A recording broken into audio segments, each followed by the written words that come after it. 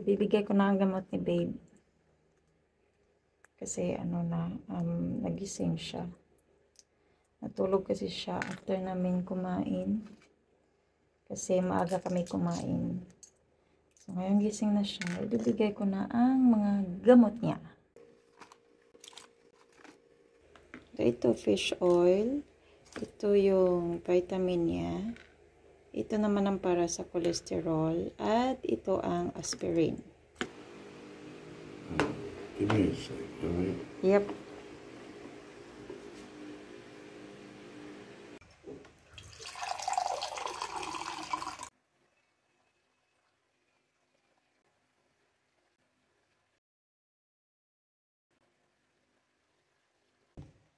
Bibigay ko na rin ang gatas niya.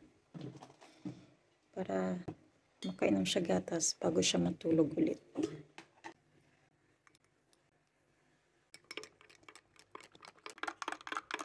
Kain siya ng mansanas.